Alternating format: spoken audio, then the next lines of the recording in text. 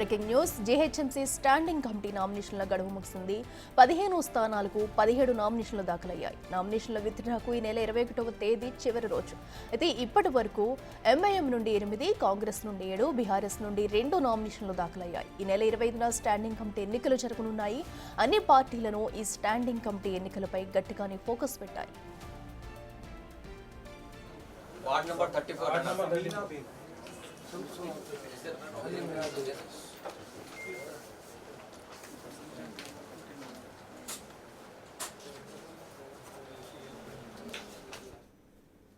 ఇదే అంశానికి సంబంధించి మరింత సమాచారం మా ప్రతినిధి శ్రావణ్ లైవ్ లో అందిస్తారు. శ్రావణ్, చెప్పండి. ఇప్పటికే స్టాండింగ్ కమిటీ ఎన్నికలకు సంబంధించి కూడా 17 నామినేషన్లు అయితే దాఖలైనట్టు కూడా తెలుస్తుంది. దీనికి సంబంధించి అప్డేట్స్ ఏంటి?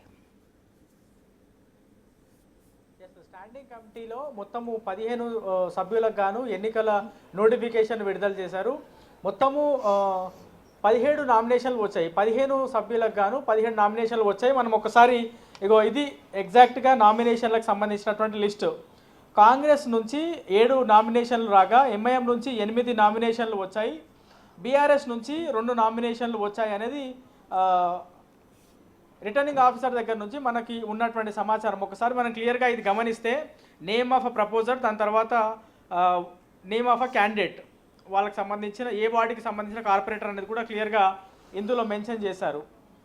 సో ఒకసారి మనము స్క్రూటినీ కూడా కింద ఉంది. The nomination papers will be taken for scrutiny. 18వ తారీఖున స్క్రూటినీ ఉంటుంది.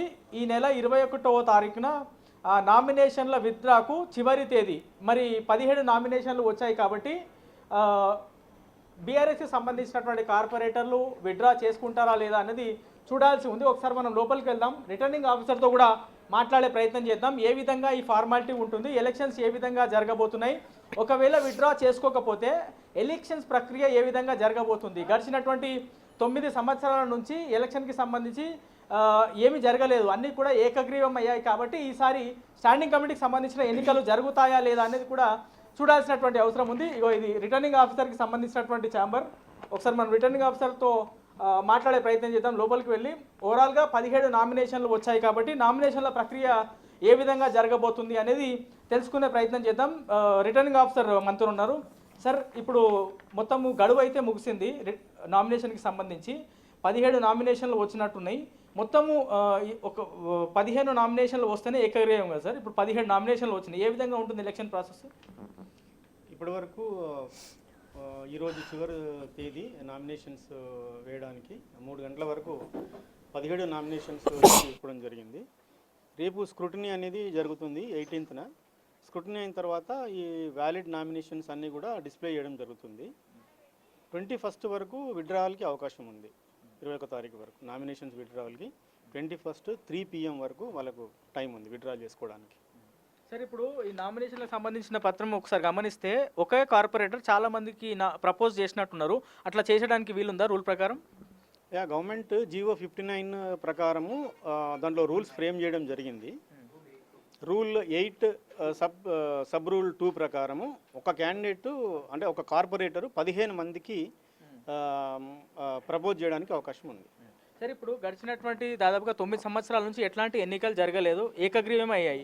ఇప్పుడు ఎన్నికలు జరిగితే ఏ విధంగా ఉండబోతుంది సార్? కార్పొరేటర్లు ఓటేస్తారా లేకపోతే ఏ విధంగా ఉంటుంది, ఎక్కడ జరుగుతాయి? ఒకవేళ మనకు 21st తర్వాత మనకు ఎంతమంది క్యాండిడేట్స్ ఫ్రీలో ఉంటారనేది తెలుస్తుంది. అప్పుడు మనము ఒకవేళ ఎలక్షన్స్ ఇట్లా పెట్టాలనుకుంటే ఇక్కడ జిహెచ్ఎంసీ హెడ్ ఆఫీస్లోనే గతంలో చేసినట్టు 2 పోలింగ్ స్టేషన్స్ ప్రపోజ్ చేయడం జరుగుతుంది. ఆ కౌంటింగ్ కూడా అదే రోజు 3 PM తర్వాత మనం కౌంటింగ్ ప్రక్రియ కూడా చేపట్టడం జరుగుతుంది. ఎట్లా సార్, ఇప్పుడు కార్పొరేటర్లుగా వాళ్ళే ఓటర్లు ఉంటారు కాబట్టి వాళ్ళ ప్రత్యేకంగా ఓటర్ స్లిప్ లాంటివి ఏమైనా ఉంటాయా లేకపోతే నార్మల్గా ఐడి కార్డు తీసుకొని వచ్చి ఓటేసి వెళ్ళొచ్చా?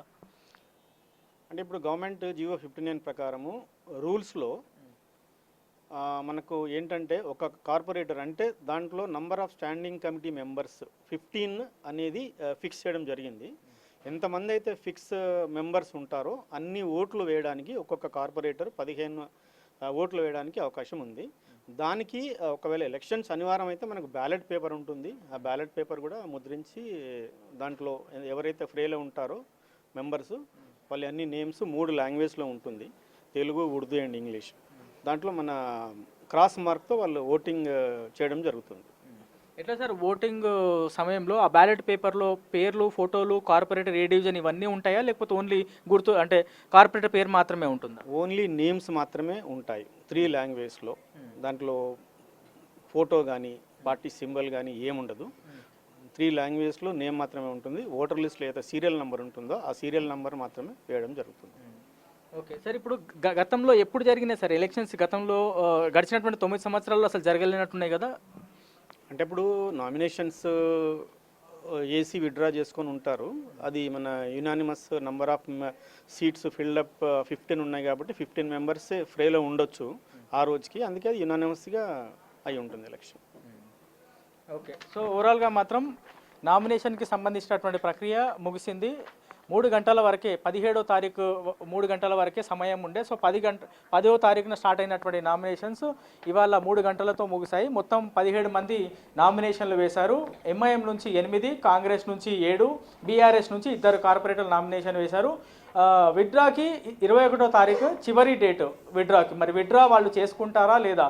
ఒకవేళ వాళ్ళు విత్డ్రా చేసుకుంటే ఎన్నికలు జరగవు, ఏకగ్రీవం అవుతాయి. 15 మంది కార్పొరేటర్లు అవుతారు కాబట్టి. ఒకవేళ విత్డ్రా చేసుకోకపోతే మాత్రం ఎన్నికలు జరిగేటువంటి అవకాశం ఉంది. ఈ నెల 25వ తేదీన ఎన్నికలు జరుగుతాయి. జిహెచ్ఎంసీ ప్రధాన కార్యాలయంలోనే ఈ కౌంటింగ్కి సంబంధించినటువంటి ప్రక్రియ అదే రోజు రిజల్ట్స్ ప్రకటించడం జరుగుతుంది. ఎంతో ఆసక్తిగా ఉంటాయని భావించినటువంటి జిహెచ్ఎంసీ స్టాండింగ్ కమిటీ ఎన్నికలు ఎట్టకేలకు ఏకగ్రీవం వైపే అడుగులు పడుతున్నాయని చెప్పుకోవచ్చు. బీఆర్ఎస్ కార్పొరేటర్లు రాష్ట్రంలో 10 సంవత్సరాల పాటు అధికారంలో ఉన్నటువంటి బీఆర్ఎస్ పార్టీ ఇప్పుడు ఏకంగా పూర్తి స్థాయిలో అంటే నామినేషన్లు వేయడానికి కూడా వాళ్ళు భయపడే సిచ్యువేషన్ వచ్చిందంటే అర్థం చేసుకోవచ్చు.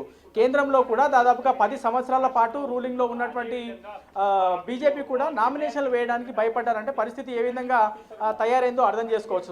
మొత్తంగా ఓవరాల్గా మాత్రం స్టాండింగ్ కమిటీ ఎన్నికలు ఆసక్తికరంగా రసవతంగా మారుతాయని చెప్పుకున్నారు. కానీ ఫైనల్గా మాత్రం ఏకగ్రీవం వైపే ఈ స్టాండింగ్ కమిటీకి సంబంధించినటువంటి ఎన్నికలు వెళ్తున్నాయి. మరి బీఆర్ఎస్ వాళ్ళు నామినేషన్లు విత్డ్రా చేసుకుంటారా లేదా అనేది మనకి 21వ తేదీన క్లారిటీ వచ్చేటువంటి అవకాశం ఉంది. Right Shravan, thank you.